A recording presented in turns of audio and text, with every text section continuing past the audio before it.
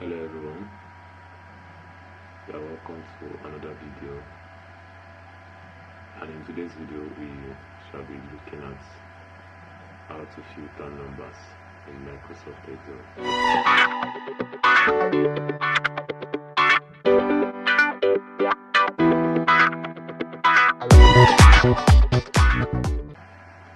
How to filter numeric data in Microsoft Excel. We are still working with the online retail data set, and if we want to filter the quantity of product that was bought, we can click on the filter pane, and on the drop down arrow we have the unique quantities. Out of these options I can decide, okay, I need the quantity of products that is 24, 32, 36 as the case may be, and if I click on OK, so you can see so 21 records out of 119. So these are the search results. Now there are other times that you may want to consider the options that are available on this number filters. You can use the between option. Okay, so let's say we want to get between 12 and 19. Now whenever you are using the between option and you don't want to include 12 in the search results, because it depends on the criteria. So in this criteria we're saying is greater than or equal to 12, so that means 12 will be included in the search results. Is less than or equal to 90, that means 90 will also be included. So if let's say I don't want 90 to be included, I can simply change the criteria and I'll put is less than. So if I choose is less than option, 90 would not be included. And also I will do same thing for 12, so that will be is greater than. Okay, so 12 will not be included, 90 would not also be included. So if I click on OK, so you can see these are the search results. 29 records were found. If you remember, you can sort it by largest to smallest. Let's sort it largest to smallest, you can see. So these are the ways you can use the number filters, and also you can use the above average. You want to get the products that are the quantity of products that are above average.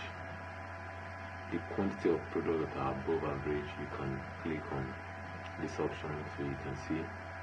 So these are the quantity of products that are above the average. And of course you might be wondering, okay, is it necessary for us to get the average? Anyway, it's not necessary.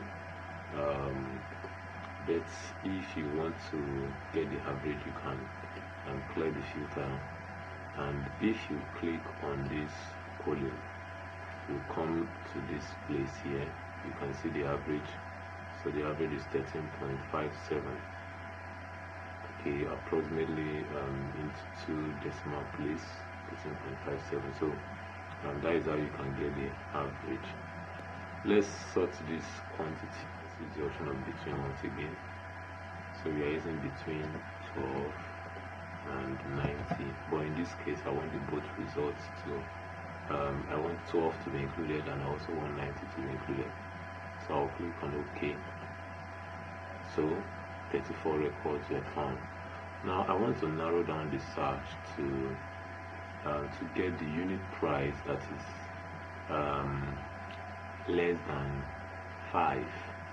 The unit price of these quantities that is less than 5. So I'll click on the down arrow here. And then if I come to the numbers filter, of course I can always use this option that is here. Less than 5 means I will simply uncheck 10. Okay, because 4.25 is less than 5, and then I'll click on OK. So if I do this, you can see so 33 records were found. So all these are the result of the quantity of products whose prices are less than 5. So you can do all this using the numbers filter. You want to take note of certain points. The first one is the invoice number, in as much as it is it's a number.